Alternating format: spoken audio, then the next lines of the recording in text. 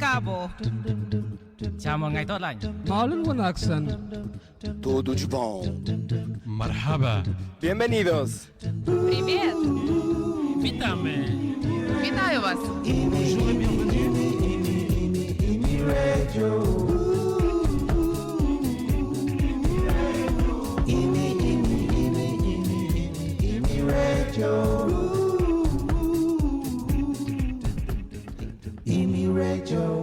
Beats, Rhymes, and Current Times from LPC Production. What? How is everybody doing?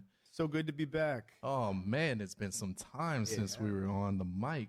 Oh my goodness. Ooh. It's like the ghost of LBC past coming here. Really? Yeah. How is everyone doing, and living? That's right. My name is Carter. I'm one of your co-hosts of the Beats, Rhymes, and Current Times podcast show. I am DJ Lawrence. I'm also a co-host, Beats, Rhymes, and Current Times. And I'm so happy to be back in this beautiful city.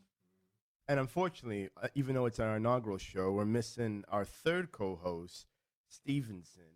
Gramont. Of course, you can't count on the Haitian to be here when he's supposed to be here. Damn Haitians. Damn right? Haitians, yeah. But he's here in spirit, and he'll hopefully be here in the next show, so you guys get to hear what Stevenson has to say and his contributions to this podcast, which are always going to be significant, because Stevenson always has something bombastic to say on the mic. Yeah, Definitely. So with our inaugural program, we need to inform people, like, who are we? Mm-hmm. So, Carter, what are we doing? Yeah, what are we doing? Who are we? Why are we in Warsaw? Exactly. And not even that, but what is this Beats, Rhymes, and Current Times podcast? What are we kind of talking about? What's our mission statement, so to speak? Yeah, that's a good question. Yeah. So, Carter, why don't you handle that for me? All right. Well, as I understand, Beats, Rhymes, and Current Times, we, all three of us, we're all part of what if many of you might know or many of you don't. Those who don't know, we're part of what's called the Low Budget Crew.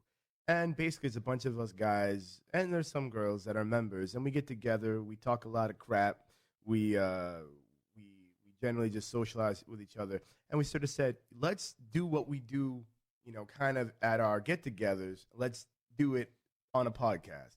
And the show basically, though, is because we listen to hip hop, and usually at our parties, we talk about who's the best rapper at MC. We talk about current times, what's going on back home in the States, what's going on in the world in general, since we are expats living in Poland, in Warsaw specifically. So it's kind of a mix of things, a mix of the social, a mix of music, and a mix of the characters of who we are, who Some make lively up characters. lively characters, who we are. So hopefully we can keep you laughing, keep you informed, and also get your head bobbing every once in a while with some beats.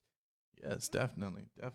That's a good little intro of everything about us, pretty much. So give a shout outs to everybody that's in Warsaw and out of Poland. Everybody, we still love you. We're like Vin Diesel in those Fast and Furious movies. You family. Yeah, exactly. You family.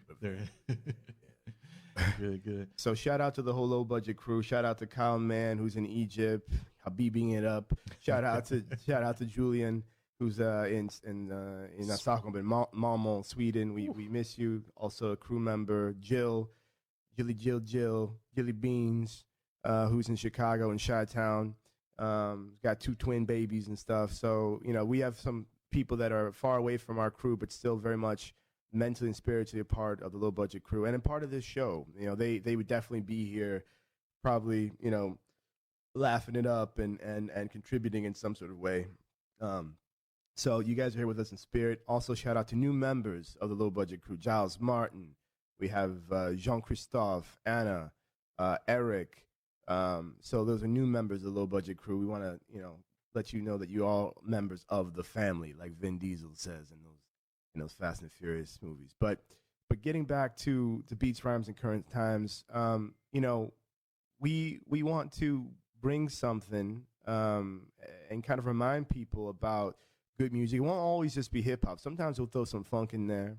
We'll talk about funk. Sometimes we'll talk about soul. Sometimes we'll talk about, mostly we're going to talk about, I would say mostly we're going to be talking about black music, black American music, and the kind of contribution that it's had not only in the United States but obviously globally. And like we said, talking about social situations, which is going on back home in our country, as well as sometimes social situations and political situations that are going on here in Poland, where we live, and our headquarters is in Warsaw. So, like I said before, hopefully we keep you informed, hopefully keep you laughing. We're definitely a bunch of characters, and throughout the course of our show, we'll have not today, the inaugural one. We're just sort of introducing ourselves again, reintroducing ourselves again. Maybe some of you remember us from What Keeps You Here, which was also on Emmy Radio with one of our great friends and a great friend to this show, Beats, Rhymes, and Current Times, Virgil Smith. Shouts out to Virgil. Shout out to Virgil, exactly. So and so really, I think the out of the ashes of What Keeps You Here is what Beats and Rhymes and Current Times, basically out of that's what the show became. So it's going to be a bit different than What Keeps You Here, if those of you who listen to that, but there's going to be elements of that. But at its core, this is a different show. You might hear us do some sketches at times on acting a fool. Oh yeah, we have some plans. We have some plans, yeah. So most definitely. So I'm just so excited, and I'm so thrilled I'm so thrilled to have DJ back after he was in exile, basically like Napoleon, living on Elba. Your emperor has returned. Has returned, exactly. So all you Bonapartists out there, be happy that DJ is back in the game. So it's so good to have you back, DJ. Really. Yes. Yeah. Now, speaking of culture and everything, I saw some news about a versus battle that's coming up, and so I already know what you're going to talk about too. Yeah. I want to introduce or reintroduce some people to a very nice, lovely set of music by the Isley Brothers right now. All right. So we'll be back in a few minutes. Stay tuned, everybody. Here we go. That was Footsteps in the Dark by the Isley Brothers. Ooh. Thank you for listening. Another classic soul song. Smooth. So smooth, so soulful. Those of you maybe are familiar with that beat. If you remember, Notorious B.I.G. did a song about that. Use that sample, I should say, years ago in the 90s. And the song was called DJ. Big Papa? Yeah. Yes. Yeah, something like that. Yeah. I'm getting my mixed up because the Isleys was definitely sampled quite a lot. Yeah. Isleys was one of those particular groups that was sampled fairly often, especially in the 90s. Particularly in the 90s, if you're familiar with the sort of boom bap, sort of style. But it was kind of that wasn't really boom bap. It was more sort of smooth, that was a mellow. That's one of those like slow dance with your girl kind of songs. Exactly. House party stuff. Yeah, house party stuff. Yeah. Slow jam. Definitely back in the LBC days, we're playing that slow dance, and which who like I said, who does that? Nowadays, slow dances at a house party. Parties. Yeah. It's gotten tough. We brought it back. True.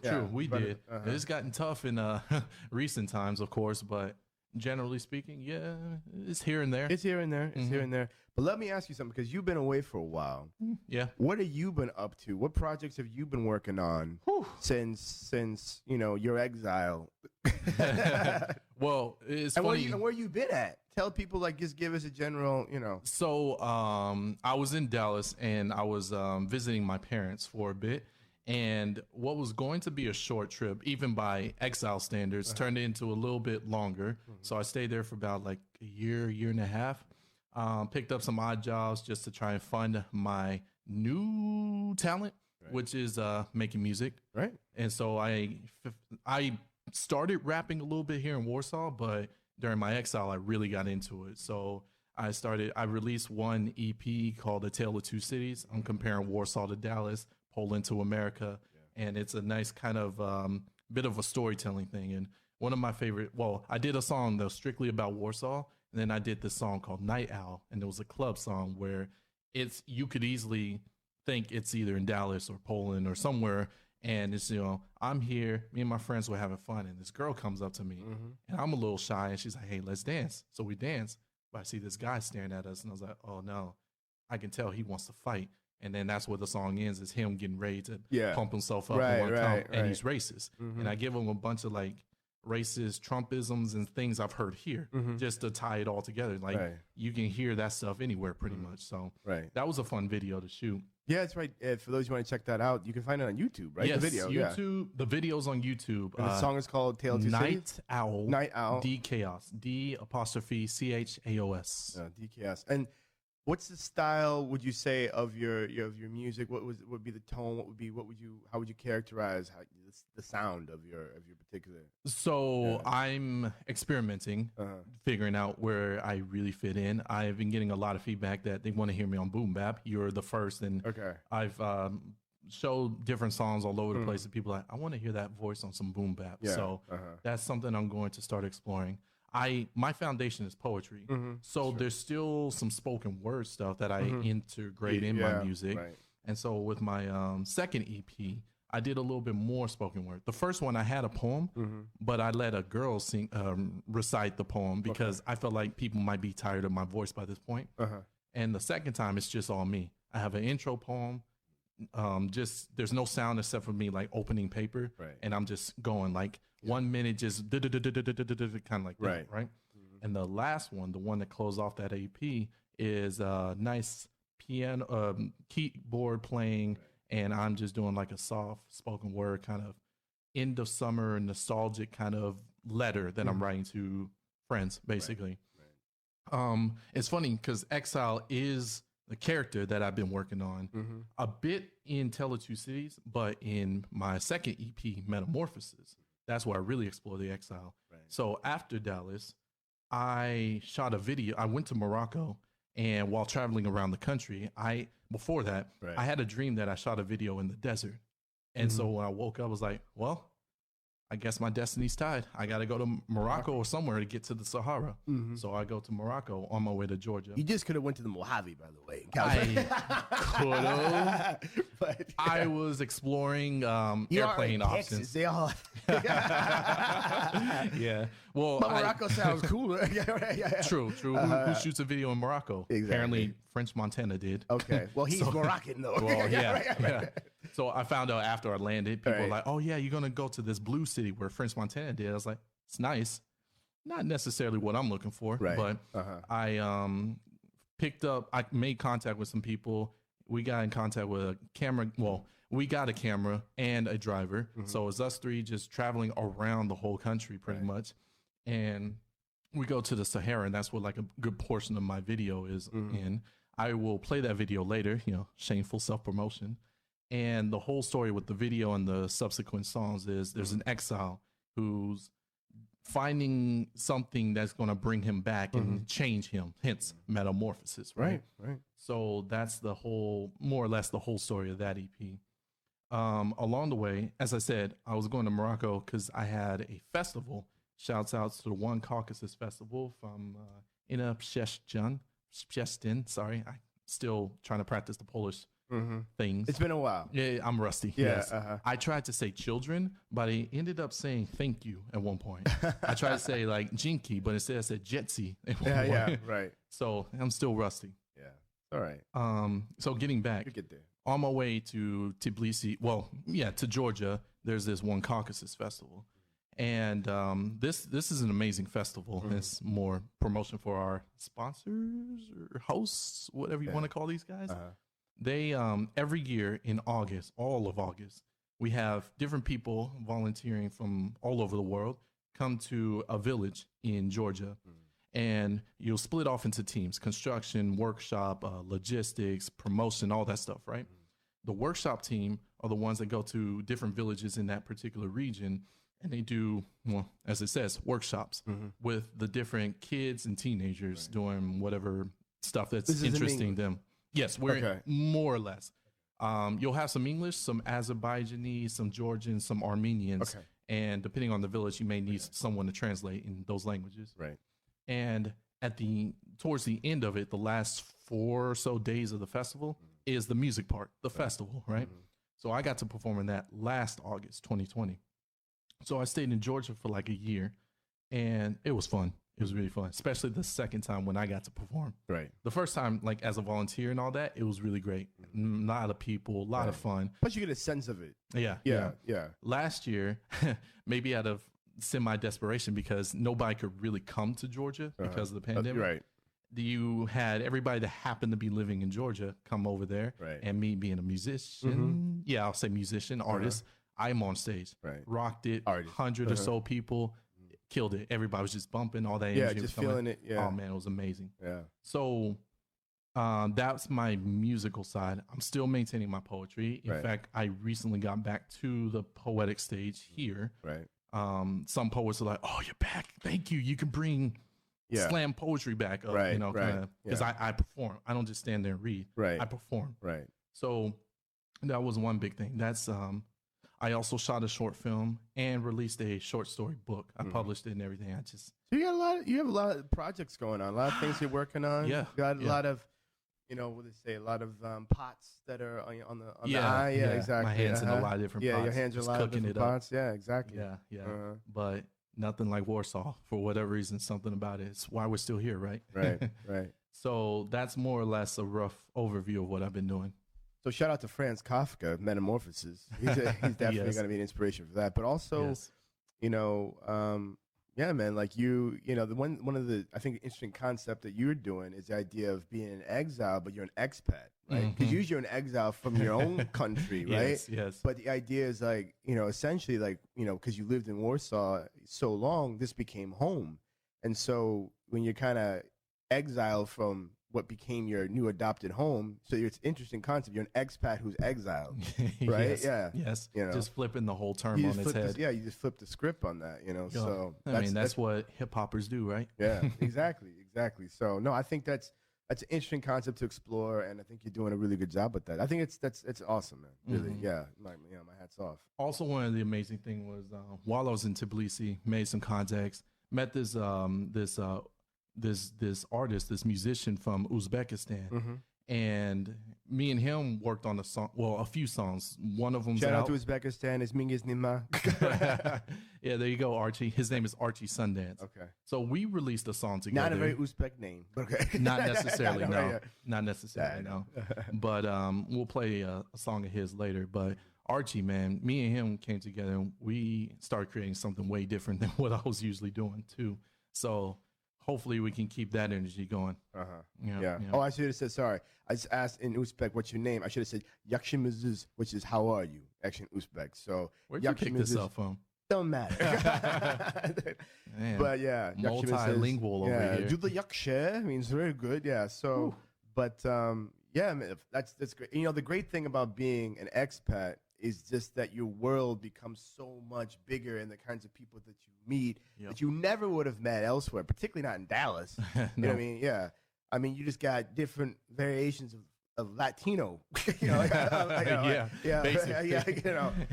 and then black people, and then really rich white people. Yeah. Yes, So, yes. Yeah. Or one of the things we always said is we have thousandaires. Okay. These are people that making some thousands, but they're trying to act like they're millionaires. Okay. That's kind of the mentality for some of these folks. Okay. It's funny. Living in their McMansions. Yeah, Yeah. yes, McMansions. Those things were popping up more over the years that I was gone. Okay. Before I visited. So yeah, it's been unexpectedly very productive. Yeah. No, it sounds like it. It sounds like it. And, it stinks. It sucks that, unfortunately you've come back to Warsaw during the pandemic when things are kind of closed. Things are closed and shut down, so you can't perform like you used to. And closing again. And closing again, yeah, because of the spike. Probably wasn't a good idea for Pivpov, by the way, to be open and have 150 people having a beer. That's very possibly a could have added reason. to the spike. Yeah, Warsaw specifically. So It didn't help. We'll say it that. didn't help. Yeah, we have our little get-togethers, but it's not like not 150 people. It's like 10, 15. If that. And don't worry, Less people. than 5. Well, I say less than 5. Don't worry, people. We do the hand sanitizing and all that stuff. Yeah, exactly.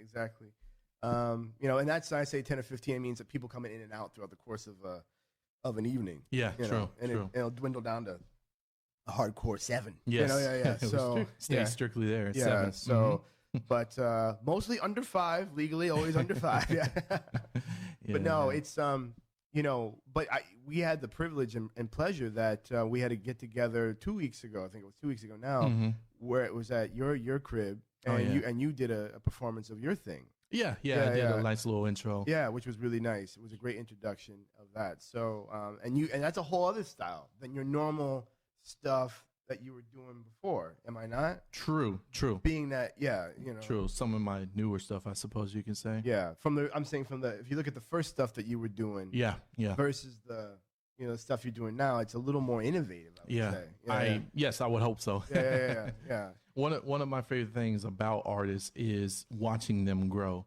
Like you'll listen to early mixtapes, early singles, early EPs of some of these guys, and you hear them touching on some everything. Their voices may change here or there because they're trying to figure out like what is the right path for me. And so I always like to find these random new people and then listen to them sometime down the line, some years down the line, and be like, man, you're way different from your first releases, Very much so. I would say for the people that we've listened to, we admire coming up. I'm a little older than you. Oh, yeah. I'm older than him by about 8 years, I think, or something like that. But is that, from my opinion, is usually you could hear in the beginning the hunger that they have, how they're trying to be put on. Oh, yeah.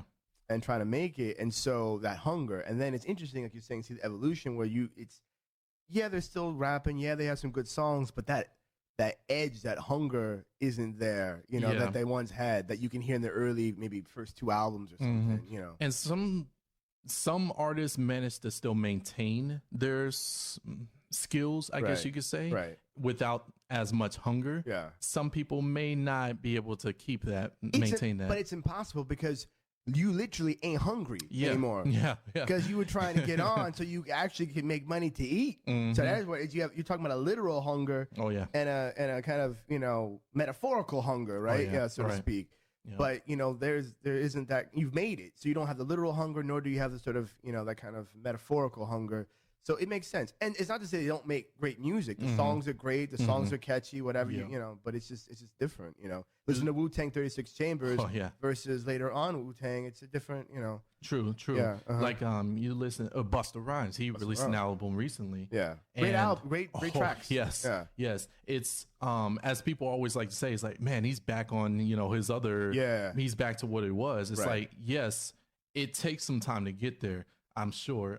To just I guess you could say almost rewind the clock, but still stay in the present time as well. It's an interesting way how some people can manage to at least find the balance for 1 or 2 recent releases where they have like their first ones, then they have the recent ones. Sometimes it's still on the same level, but then those middle ones, you're like, oh, you can tell they're really here or there, hit or miss sometimes. Well, the other thing I think, though, with particularly the older artists, like a Busta, like a Meth or whatever, is that they get a hunger. The hunger reemerges, but it's different. The hunger is they want to remind people why they were hot, and why they're one of the best, and why they're the best to do it. Yes. And so it's like, particularly the younger crowd who don't know them, like, you heard? Oh, I kind of heard about. No, I will. If you didn't know me then, you're gonna know me now. Oh yeah. And so there's this thing of like chip on your shoulder, which I think is perfect. Yes. Because you need that chip on your shoulder as an MC to remind people, like, this is why I am one of the best to ever do it, and that's it. So. One of the last things before my exile, we were talking about the Tribe's recent album, the last album, which right? I loved. And yes, that was the first in 16 years. Long time. It's been some decades or so. Yeah. And it was rest in peace, Five Dog. Yeah. Yes, rest in peace, Five. They really brought it back. Like it is a nice introduction and also a torch passing album, right? They're not the kind of people that is like, oh, today's music sucks. No. They're like, hey, we're here. Here's our style, but also we want to recognize these other cats, these newer cats coming on. Let's pass the torch. They may even bring them on their album and be like, yes, I approve of this, like Busta did with Kendrick. Right. Old song, but Kendrick comes up there saying, hey, this legend recognizes me. Let me show you why. Yeah, definitely. And but even I think in that last album, it was, I think the Tribe album was like, thank you. Thank you for your service. We got it from here. Thank you for your service. Yeah, exactly.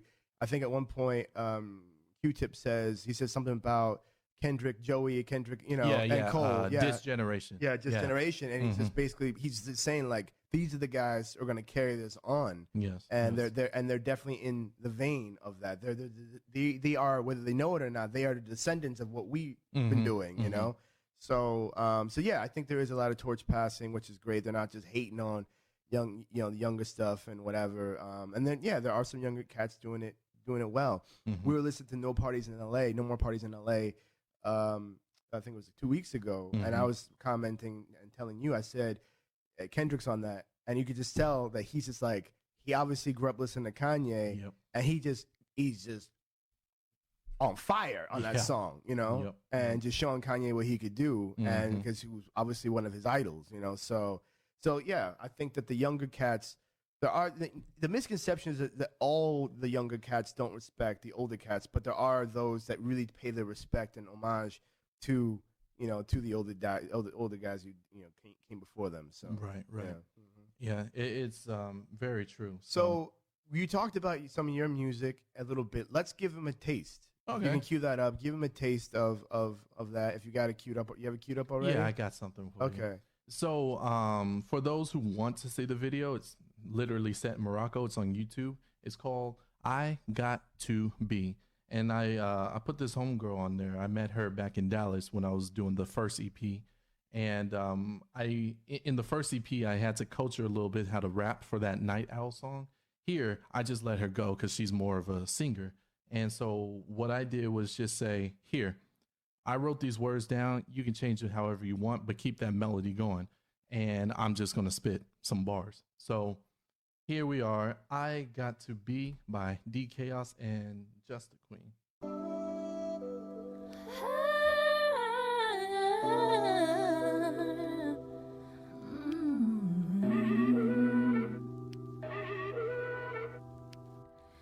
Listen, I've been searching and lurking, trying to find my soul purpose. Yeah, all my vices I can't let go. There's a furious light, so twist so about. I gotta make amends for what occurred. Sorry for chasing something you call absurd. Looks like ain't got no choice. Gotta spin to the mic, but I don't like my voice. Don't step to the stage, fans I engage, cause they know chaos anonymous will rejoice you moist. Just taste the cake, the red velvet, a rap from the great big state. 3 decades now, more days to break. Never had to be woke, simply stayed away to stomp the snakes, then collect the venom, inject it slow to your cerebellum. No motor control, kill that momentum. I can't pay attention. I tried to tell them, yo, symptoms include effects of language. Can't write, just mumbled, you sit in anguish. No use in fighting, there's too much damage. And that boys and girls is how I vanquish my enemies. No fantasies, you denying them more straight prophecy. Okay, I'm lying, that's kinda silly. I'm not a rapper, it's new poetry. Is that a thing or something to rule? My world's to the cross when juggling dual personalities. And soon you'll see the exact limitations of my normalities.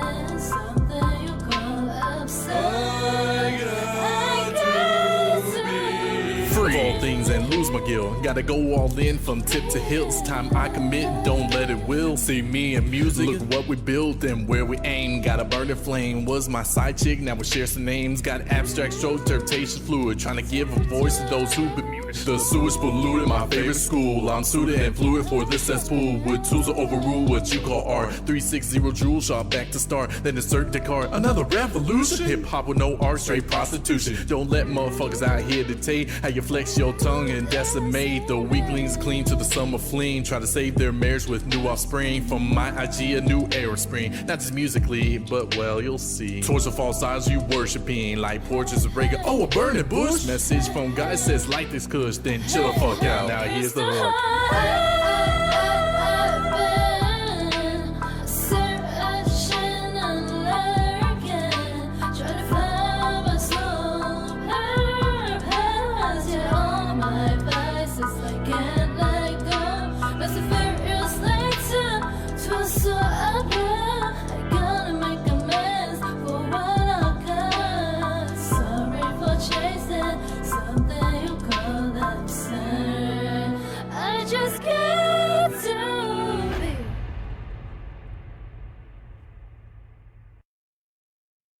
Okay, so that was D Chaos featuring Just the Queen.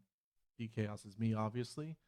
I hope you like that. It's I Got to Be. I shot the video in Morocco. It was fun. There was a village up north where the way the ground is, they're in the mountains. They can only grow two things there and, export it around the country. Dates and weed, marijuana. So part of the video was there, me enjoying the culture. You had a date with Mary Jane. I'm in love with Mary Jane. He had a date with Mary. Yeah, he had a date with Mary Jane.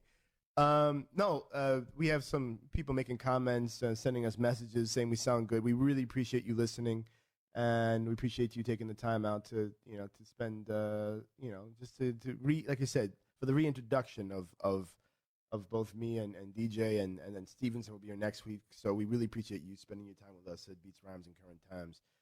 Ravi, one of our LBC members, made a nice comment and talking about the point we were making earlier about evolution and about hunger and things like that. And he said it's an interesting point. And to read Ravi's point, he just said this point of hunger and evolution is interesting. I think there's another element here. He says being raw in starting and then refining your skills with experience. And he said in the case, and his point was Ravi is a budding stand-up comedian.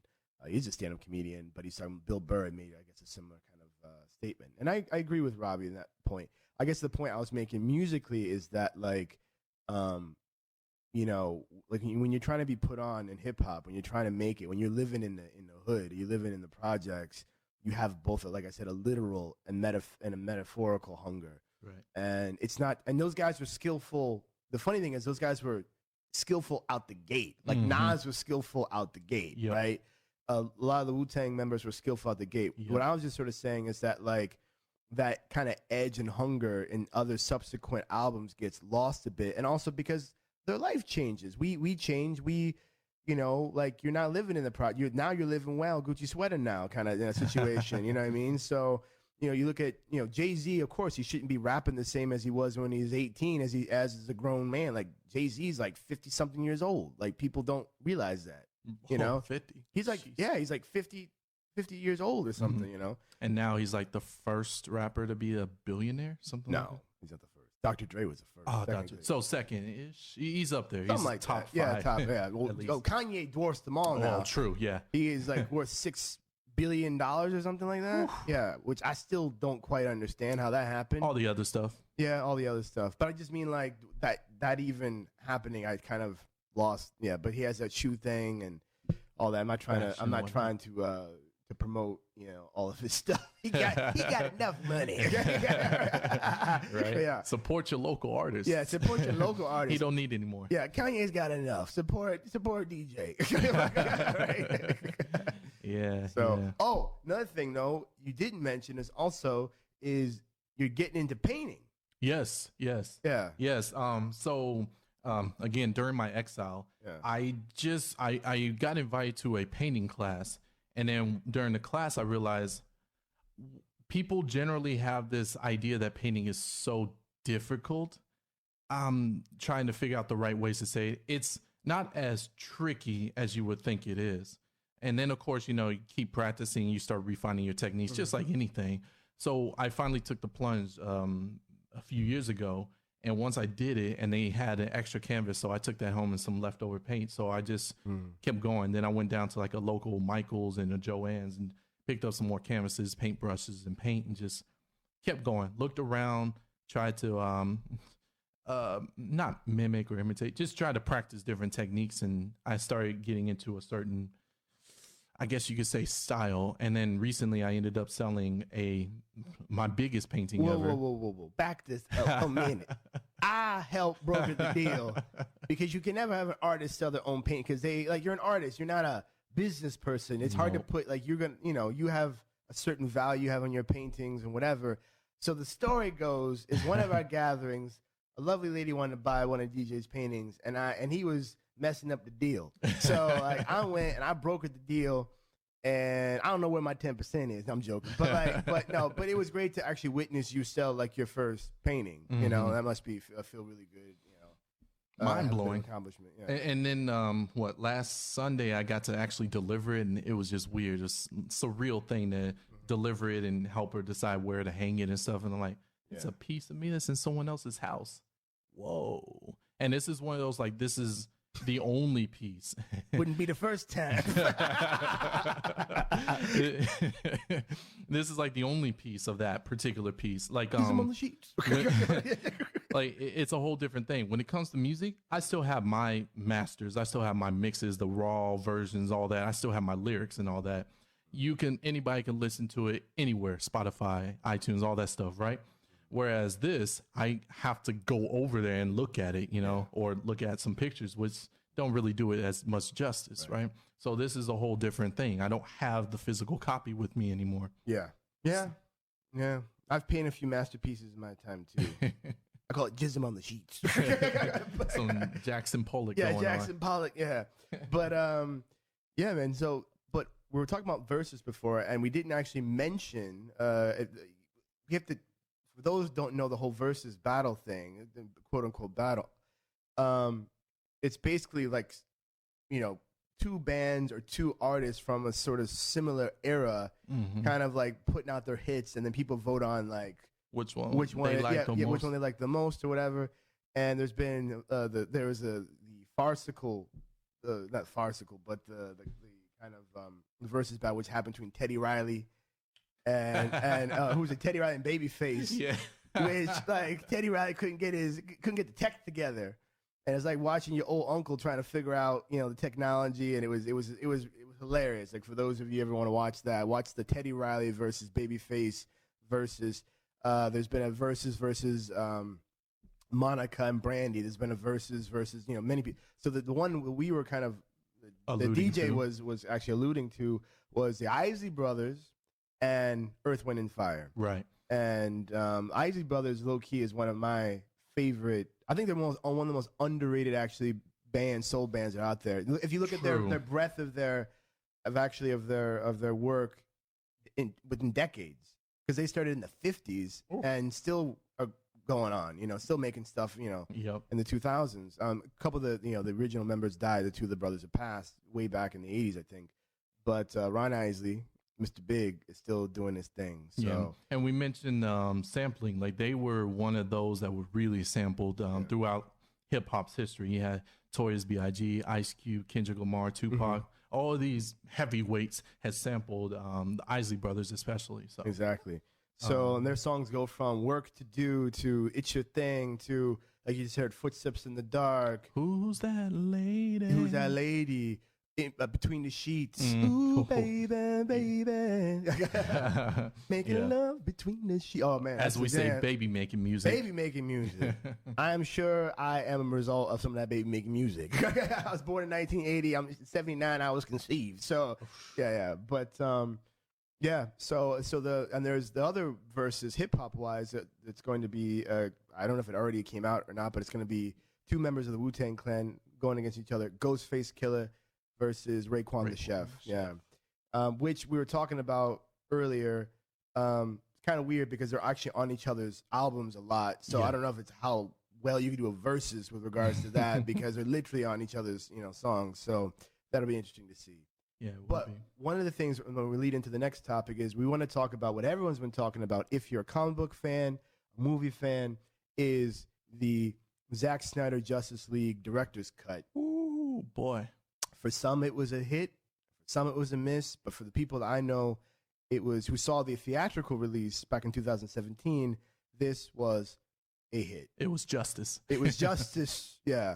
So you have the Justice, which is the Joss Whedon version, the theatrical release, and then you have the Zack Snyder, who was the original director, but unfortunately, events happened in his personal life where, unfortunately, his daughter committed suicide. And he had to leave the project. But there's a lot of controversy whether Warner Brothers actually seized upon the opportunity to go in a different direction. Yeah. Yeah. So let's get into that. What did you think, DJ, overall about the Snyder Cut? Personally, it was 4 hours. Did not really feel like 4 hours. No, it went smooth. It was also nice for, let's say, casual fans. They broke the movie up almost like they want Chapters. They figured maybe some people will want to just like watch it as like almost like a TV show. Watch a little bit, take a break, come back the next day. Yeah, episodically. So the movie is broken down in 6 parts and a prologue, and they literally say in between certain parts, they say part 1, and then they give you like the chapter title like that. So you can watch like 2 parts, take a break, watch another 2 parts, kind of like that. And this has surprised a lot of people, given Zack Snyder's directorial record with the DC characters, you know, Batman and Superman, especially. This was way different than those other movies, Man of Steel and Batman versus Superman, especially the director's cut of that one. The ultimate, ultimate edition. So his pacing was much better. His character development, again, it surprised everybody that he was actually able to really flesh out characters. And one of the big things was Cyborg, the character of Cyborg, played by Ray Fisher. He was a vocal person for the last few years, talking about, you know, Joss Whedon, WB did him wrong. We got to see this. We see why he felt like they did him wrong. In the original 2017, he had nothing to do in this movie. In this Zack Snyder cut, he was the heart. We explored his origins. We get to see like what he can do, what his abilities are, and we see his choices, and we're just like, whoa, why did they cut that? Like that was my whole thing. The whole movie was, why did they cut this? Why did they cut this? I can see why this was shortened a little bit. Why did they cut this part, right? And so it was really amazing to see what should have been, basically, versus what was. And I don't know if you noticed this. We have Ray Fisher, Cyborg, Victor Stone. We have his parents. His dad was there, a little bit less than Cyborg. His dad and mom were there. We have Ryan Choi. We had the girl. Her name wasn't stated in the movie, but her name is Iris West. Have you noticed the pattern here? Because a lot of them were cut or cut out entirely. Ryan Choi, played by, I forget the actor's name, but he's an Asian dude. And then we have a bunch of black folks. That has raised a lot of questions for some people regarding, you know, questionable editing when it came to the original. Like, why did the certain people of color get cut out? But it's a, you know, they say, what do they say? 1 time, 2 times coincidence. Anything more than that, you know, you have to. It's a pattern. Right. So, but not getting on that. I don't want to get. We can go down that road but I want to talk overall the kind of good things though. What I liked about the movie. I felt bad for the villain Steppenwolf. They made him more sympathetic. Yes. You know, for sure. You saw him like on the verge of tears at one point. You're just like, damn. He didn't want to go home. Yeah. That's his main thing. Yeah. Before he had like no real motivations. Now he wants to go home. Right. But and you know that you knew that as an audience person what he's motivated by. He's not just like a typical guy. I want to destroy the earth because reasons. Just because. Because reasons. Exactly. Now he's like, dude, I got to do this so I can get home. It's one step. And old dude's still with 50,000 planets in debt. Yeah. This is when he was on the verge of crying. It's like, dang, even if I help conquer this one, I still got a whole lot of work to do. Yeah. That's a lot. I just want to go home, man. He was almost just broken at that moment. Yeah, exactly. And we get to see Darkseid in this one. Oh man, which was really great. But like one of the things I want to, because we don't have much time because we have to actually end 5 minutes earlier. We've been told we have another show coming up after us. I don't even know. They didn't even tell us what the show is about. I'd love to have a proper lead in and tell the ladies introduce them, whatever. But at any rate, the end was very different. Yes. And the end, I'm going to say why it was better. This one is because you have each of these superhuman godlike people who, you know, all can do incredible things. They actually were given things to do. Each one of them had a purpose and were doing. The Flash at the end had a much bigger role with regards to he actually saved the world when he went back in time. Oh yeah. Spoiler alert. Yeah. Sorry. Yeah. So like he actually, you know, so he's given something to do rather than just save that random family in the theatrical release. Yeah. Cyborg, he was again at the core of trying to do everything with even the mother boxes, whatever. Superman comes in like an OG, and you get to see why they fear the Kryptonian, why all these kinds of why, because it's interesting. I didn't understand, because he's like, oh, on this planet we came here, there's no Kryptonians, whatever. So they're aware of Kal-El. They're aware of Superman, right? Oh yeah. And it's why they kind of didn't come around, right? It's why the mother boxes supposedly weren't even activated, because they were in fear of the Kryptonian, fear of Kal-El. It's one of those ultimate rules of showing, not telling kind of situations. Exactly. We got to see why they feared these people. We got to see why this guy's a hard, see their abilities. We don't just hear, oh man, he's amazing, and you're just left with, he's amazing. Yeah, exactly. Actually, one of my the funny scenes was cut from this particular version, which is when Aquaman's sitting on the lasso of truth. Yeah, I like that part. I actually like that part. I was kind of waiting for that part to be in there. I'm like, oh, that's the part they cut out? Okay, yeah. So in the Snyder cut, like 4 hours, you could have left that in. Yeah, true.